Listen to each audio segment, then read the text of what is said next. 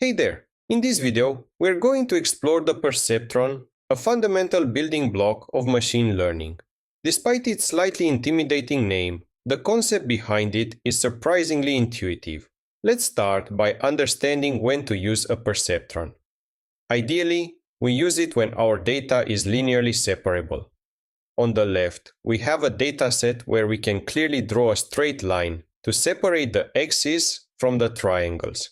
This is linearly separable. On the right, however, we have a case where one class surrounds the other.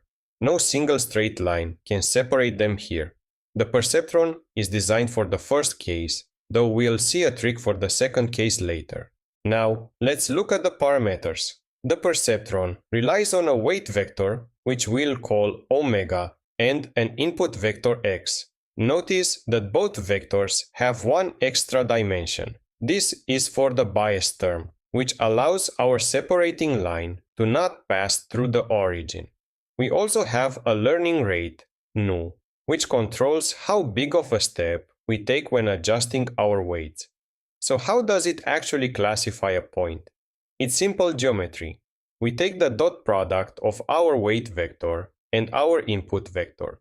If the result is greater than 0, we classify the point as an x. If it's less than or equal to 0, it's a triangle.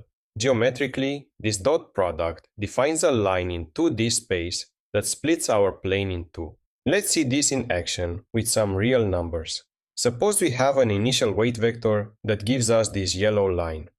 Most points are classified correctly, x's on one side, triangles on the other. But wait, this one triangle is on the wrong side. It's misclassified. We need to update our line to fix this. The perceptron update rule is elegant. We take our old weight vector and add a correction term. This correction is the learning rate multiplied by the misclassified points vector, and the direction sign, -1 in this case, since we want to push the boundary away. When we apply this math, we get a new weight vector. Visualizing this, our separating line shifts. And look at that, the new line now correctly places the wayward triangle on the correct side, while keeping the others correct. We've successfully learned from our mistake. Finally, what about that non-linearly separable circle case we saw earlier? It looks impossible for a line separator, but if we change our perspective, transforming our coordinates from Cartesian xy to polar error theta, the data maps to a new space. In this representation, the concentric circles become parallel strips, which are easily separated by a straight line. So, the perceptron is a powerful tool for linear separation, and with the right feature transformations, it can handle even more complex geometries. And that basically wraps up this video. Thank you so much for watching.